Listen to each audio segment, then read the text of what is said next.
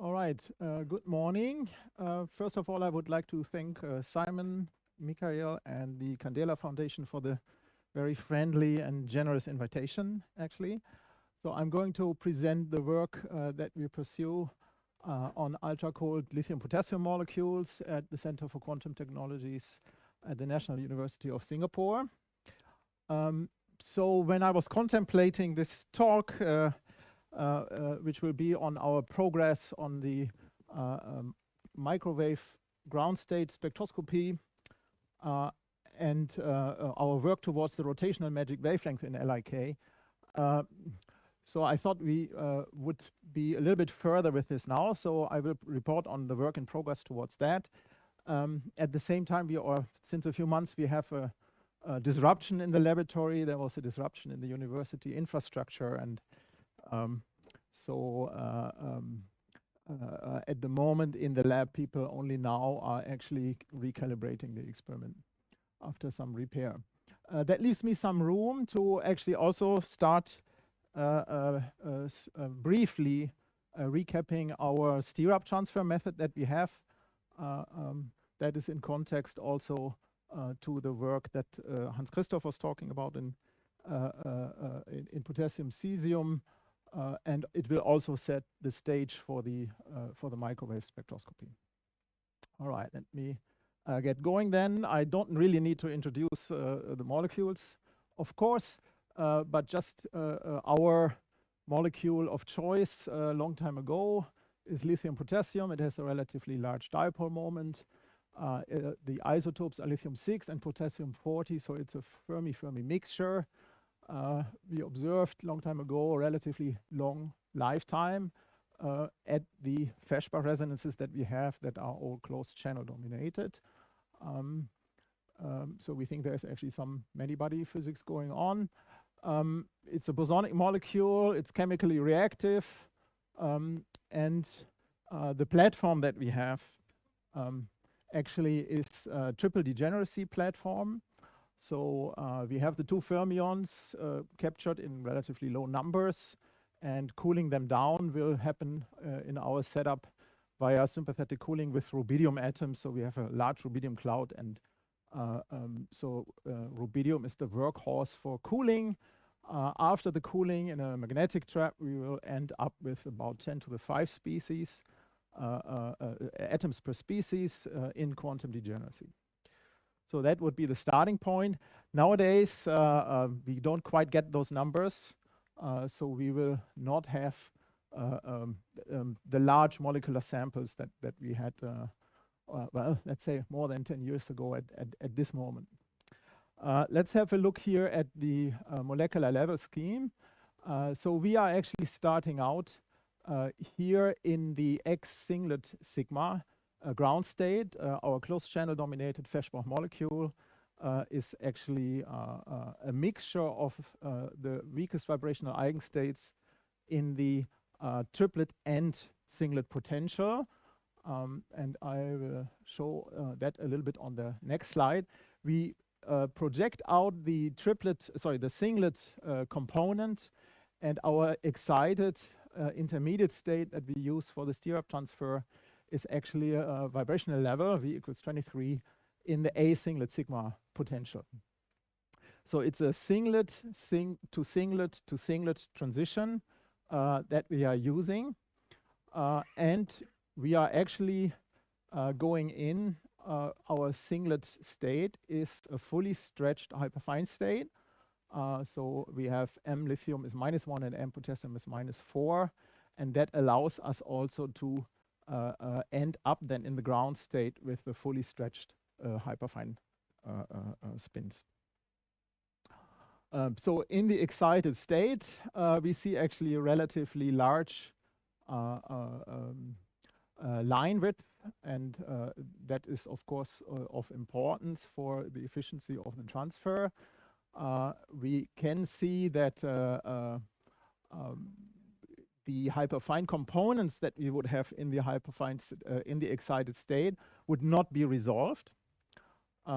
And if we would have a triplet admixture in this state, then we would see some hyperfine structure, because for triplet states, it is expected that the hyperfine structure would be resolved even for the light lithium potassium molecule.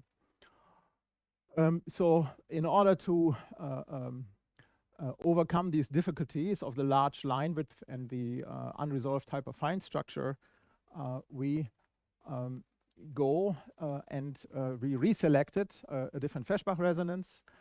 So this is now a Feshbach resonance where we go in with particular Zeeman states of the atoms, and we are having a total projection quantum number of -5. So if now our Feshbach state, the closed channel, is a mixed state between the triplet states and the singlet state, then actually only one possible singlet state can contribute it. So the S equals 0, MS equals 0, and then the fully stretched hyperfine components that add up to the M -5. And at the resonance here in this asymptotic bound state model computation or calculation, we have 52% admixture. So that's actually really nice as a starting point. And so,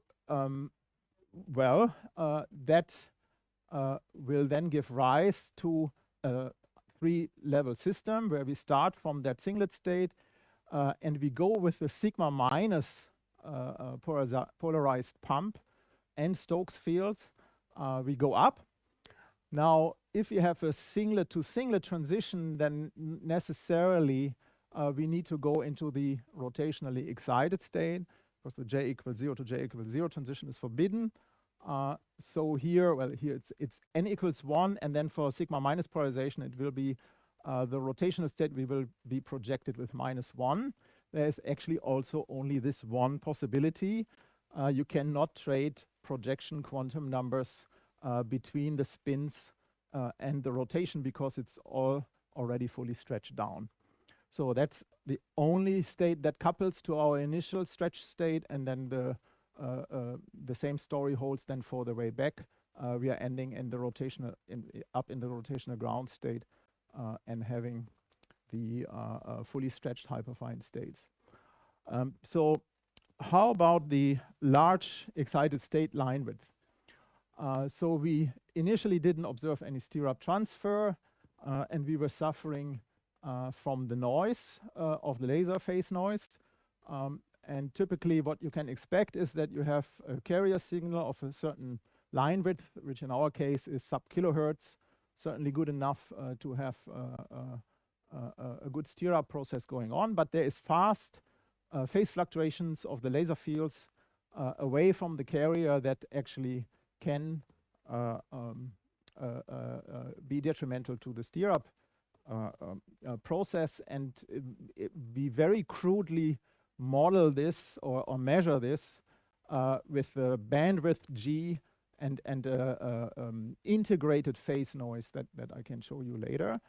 This integrated phase noise phi RMS is related actually to the relative power of the noise to the pedestal.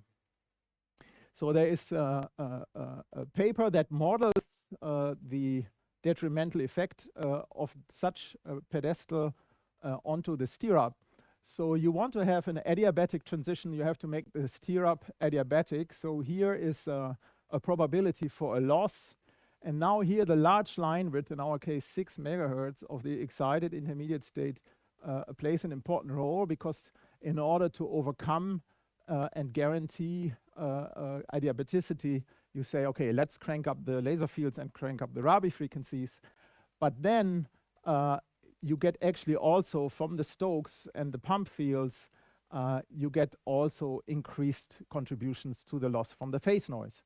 So initially we plotted this, or we actually measured the phase noise. So you get this kind of traces here, where we say, okay, maybe the bandwidth is here on the order of 2 megahertz, and there's a certain level, and the red curve is the integrated phase noise. It integrates up to 200 millirad in the first instance.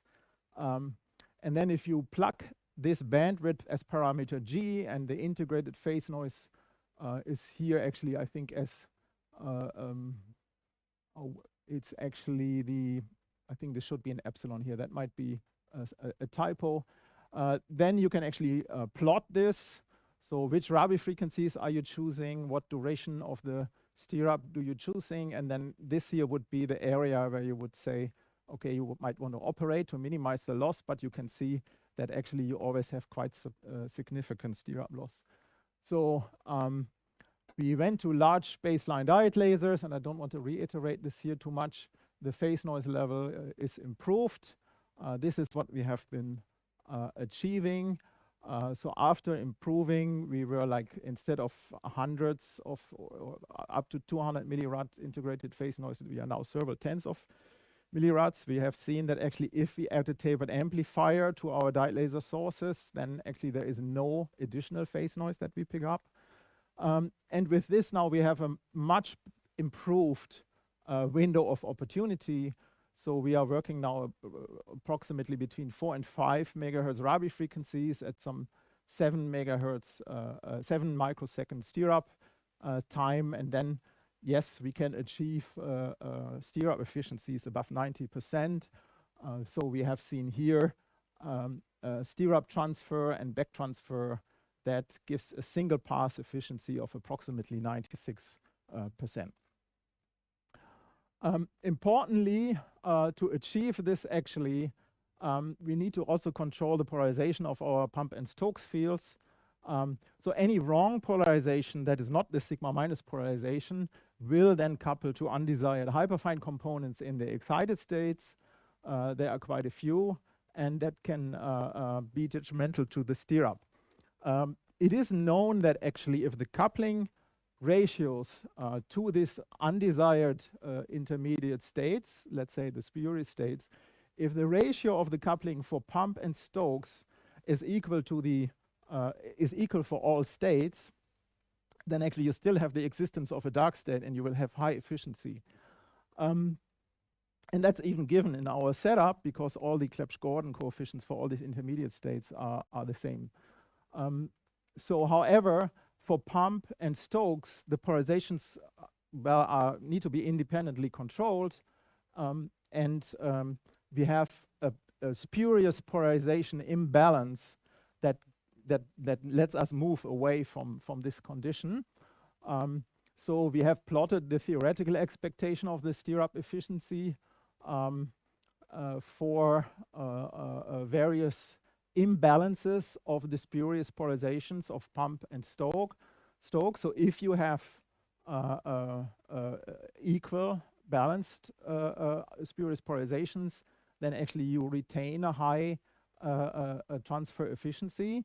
But if you don't have that, then actually you will have fast coupling and decay via undesired intermediate states. So the way to beat this is then to go to a detuning from the intermediate state, so a single photon detuning for the stirrup process while maintaining of course, the 2-photon resonance condition. And then at about 10 megahertz or so, we are already in a regime where we can have efficient stirrup. All right. So then the next step is then really microwave spectroscopy. So we start with this fully stretched J equals 0 ground state where the two hyperfine spins are stretched down.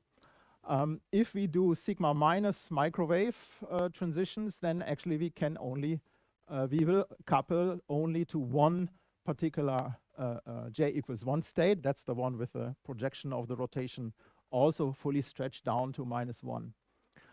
For pi polarized microwaves, now I have an additional projection quanta that I can either distribute onto the rotational projection, but I could also put this onto the various nuclear spins, because we have nuclear spin rotation coupling via nuclear spin rotation coupling, or also via the dominant term is the electric quadrupole,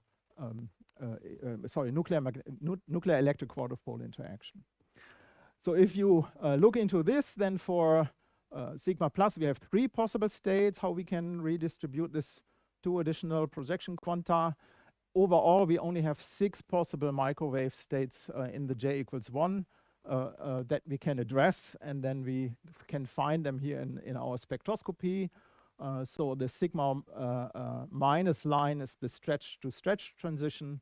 And then we find here the different lines that are associated to the sigma plus and pi polarizations. Here, the sigma minus transition, the stretched state transition, is resolved a little bit nicer. So from this we can learn then, and we can fit the different coupling constants that are related to various hyperfine couplings, and the rotational constant and the centrifugal first constant that we would have. The dominant interaction that we really have here is the potassium nuclear quadrupole interaction that can be fitted out of this data set. All right, so yeah, of course, we all dream then of having long coherence times and have the sigma minus transition as a nice qubit. Well, we go to time of flight and drive this transition, and we can see some Rabi oscillations. We can see them actually on all those transitions, and we haven't really optimized that. But if you go into the trap, then everything will dephase very quickly. All right. So this is, of course, then due to the differential AC Stark effect in the rotationally ground and excited states that is given by the trapping line. We follow then, or we would like to also then find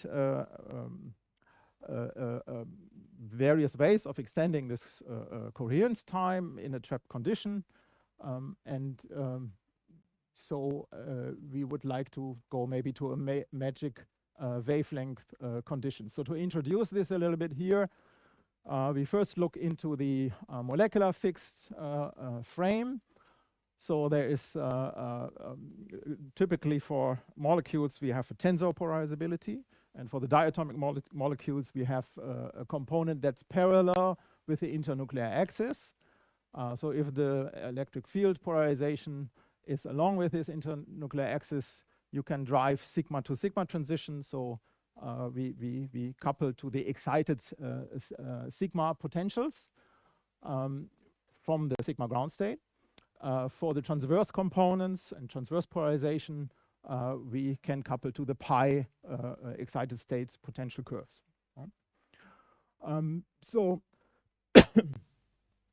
Then in the laboratory frame or in the space fixed frame, we need to transform this tensorial or tensor polarizability.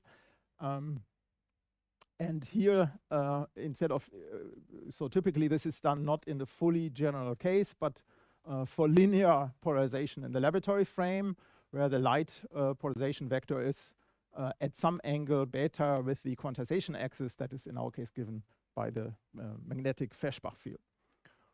So for the ground state, then introducing the rotation matrices to transform from the molecular fixed frame to the laboratory frame. For the rotational ground state, we have a spherical wave function that's isotropic, and we have effectively an isotropic polarizability, which is called alpha 0. For the excited states, there is an isotropic term, and then there is a non-isotropic term that is described here by this 3x3 matrix, whereas the basis for this 3x3 matrix is the given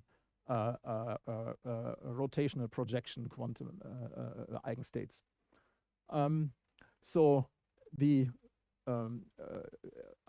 isotropic and non-isotropic parts, alpha 0 and alpha 2, can be derived then in this formalism from the molecular fixed tensorial polarizability components. So typically, therefore, J equals 0 and J equals 1 state have different effective polarizabilities, and you have loss of coherence due to inhomogeneous broadening or differential AC Stark effect for the two states. Now this matrix here with the polarization angle leaves various possibilities of overcoming this. Different roads have been already pioneered. So choosing a magic angle where maybe this additional polarizability is going to 0, or so that would be here. At Harvard, there was a magic elliptical polarization that would be a more general case. So we would like to follow things that Simon and others have pioneered, where we would like to look at the wavelength dependence of the polarizability, the non-isotropic part, for either horizontal or parallel, so 0 or 90-degree polarization with respect to the laboratory quantization axis. So for this purpose, Svetlana Kotochigova and Jacek Klose were helping us with molecular calculations.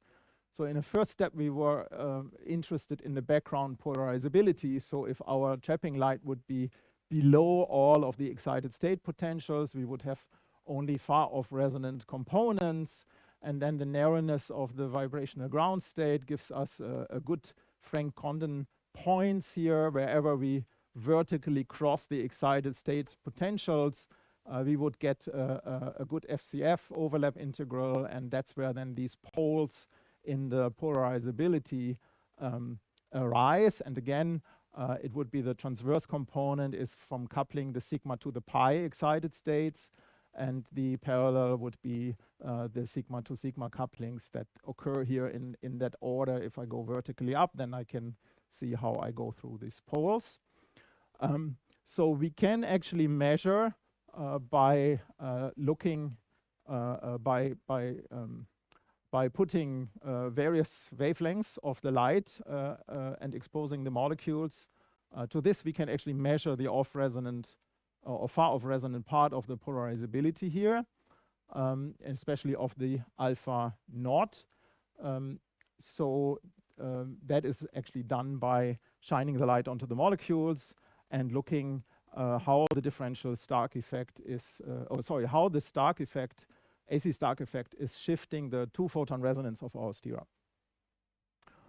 All right. But then the real possibility of manipulating the different polarizabilities, alpha naught and alpha 2, for the rotational ground state and the rotational first excited state, is then if one goes here close to the B triplet pi potential and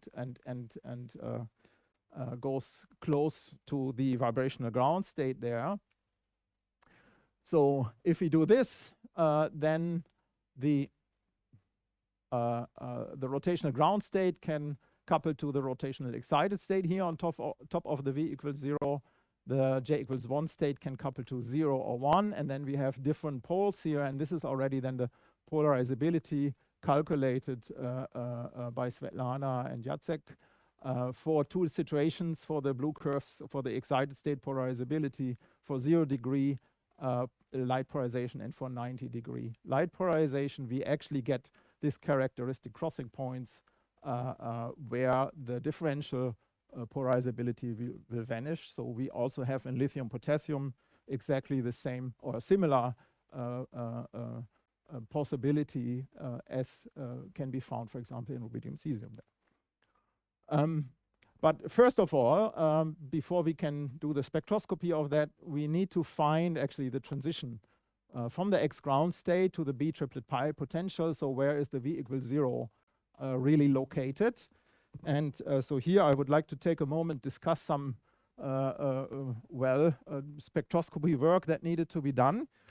So overall, we have really greatly benefited over the years from the work done here in Warsaw by well-known, let's say, local legions. So they have mapped out the A singlet pi excited state in heat pipe spectroscopy. So this is referenced to transitions going from low-lying rho vibrational state in the ground state potential up to the A singlet sigma. So how does that help now to identify where the B triplet pi is, which is a forbidden transition, so there are no real spectroscopic data available. So 2 years ago, they told us that we should look actually into the supplemental material because the A singlet sigma data that they used were not all fitting nicely on their Dunham expansion that they have been fitting from the spectroscopic data. They were discarded data. So lots of row vibrational states here lie exactly on the Dunham fit. So if you pay attention to the right scale here, this is not deviating from the Dunham fit. But then there are some rotational states that can be found that are deviating, and these are the discarded data, so they didn't want to spoil their fit with that. That is obviously then where we have perturbations of the A singlet sigma state, and they are coming from accidental or incidental degeneracy with row vibrational state in the B triplet pi. And they are coming due to spin orbit coupling, obviously. So what have we done is, so we have taken the A singlet sigma Dunham curve, and we have produced the row vibrational states here for this particular vibrational. We have the rotational progression. But then for the B triplet pi, we have been taking an ab initio potential.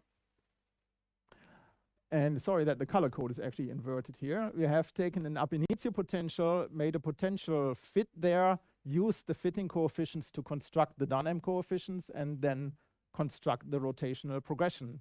And this is this one here. And if the term energy of the B triplet pi, which is from ab initio potentials usually not very accurately known, if this fits well, or if this is a realistic number, then we should have a crossing here where you would have the perturbation. So if this doesn't align, then we can actually just use a term offset here to the B triplet pi in order to align these perturbations. And we have done so then for 10 vibrational states where we observe these perturbations, and then simply by a fit of the eye, that's I guess the most accurate molecular work done here and presented in this conference. So by just really fitting by eye, we have located then how much we need to shift the B triplet pi in order to find that. So this is indeed quite crude, but for us, good enough, worked great. So it reduced the uncertainty where we have to search spectroscopically for the B triplet pi vibrational ground state, and then this uncertainty was then only 300 gigahertz, and then relatively quickly we found that transition. All right, then the last thing here is that gives us then the possibility of addressing the rotational states in the B triplet pi v equals 0 excited state. Then we were mapping out the AC Stark shift. So I showed you our qubit microwave transition, the sigma minus transition between the stretch states. So we do this spectroscopy in presence of a test laser that we shine on the molecules. The differential AC Stark shift between rotational ground state and excited state will shift this transition and the center of the line, and this shift is shown here. So each data point is a microwave spectrum, and so doing this then in a spectroscopic way by changing the wavelength of our magic wavelength laser, we can map out then these poles that Svetlana and Jacek were calculating for us. And yes, indeed, there are points where we have a vanishing differential AC Stark effect. So the blue curve is for 90-degree polarization. We think that these points are sufficiently far detuned from the poles that spontaneous scattering is relatively small, and relatively small on a scale of power that we need to have a relatively good trap depth once we want to use this light to trap the molecules. So this is not yet a trap. We can fit the parameters that we need for these poles, where they are exactly lying, what is the coupling strength exactly. And from this then we can actually do the calculation also for the beta equals 0 degree polarization, and also here we would have some magic points. All right, so this brings me to the end, and so I've shown you that excited state line widths that are large can be overcome with low phase noise diode lasers. We have identified the B triplet pi V equals 0 ground state due to the help of local spectroscopy here. And then we have made some progress in identifying the magic wavelength for rotational long coherence times. Thank you very much. This is just part of the team, and we are also open for hiring. Thank you.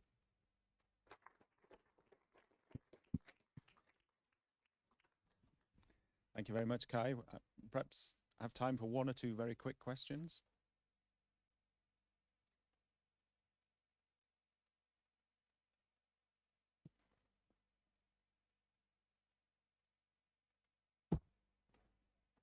Hello. Hi. In the first part of the talk, you have shown us that you have fit the nuclear quadruple coupling.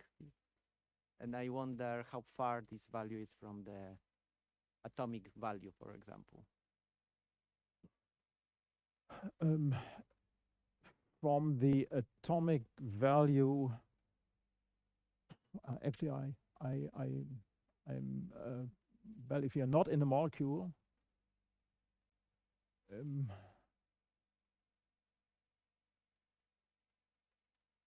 so I mean that's essentially part of the atomic value, right? You have a nuclear quadrupole moment, and then you have a question. You ask yourself, what is the gradient of the electric field of the particular electronic wave function that you have?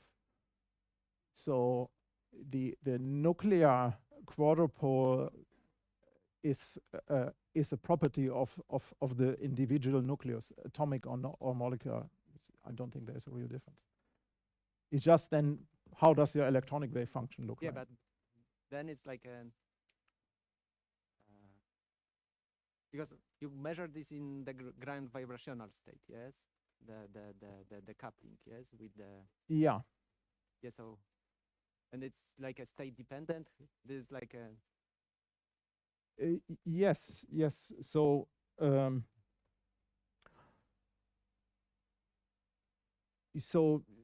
well, it depends on the electronic eigenstate. So for example, we have an ab initio calculation, however crude that might be, for our electronic excited state. And that's why we know that actually the dominant contribution to the quadrupole from the nuclear quadrupole interaction in the excited state does not lead to resolved hyperfine states.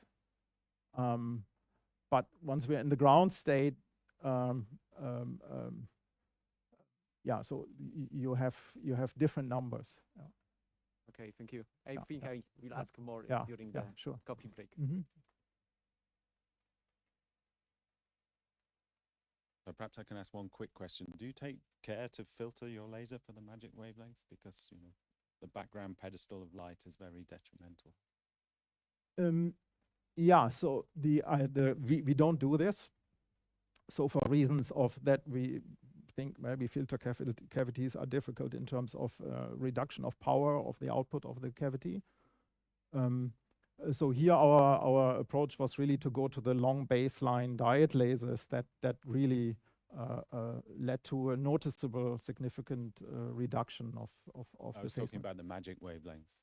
Ah. You're only 9 gigahertz from molecular transitions. You mean, no, at the moment not. So it's just still a relatively basic setup. There was one antenna in the picture. At the moment we have just a 2 waveguide antenna, not a dual feed one, just to avoid the crosstalk between the 2 channels. That's the only upgrade that we have in the moment, but it's still a relatively simple setup.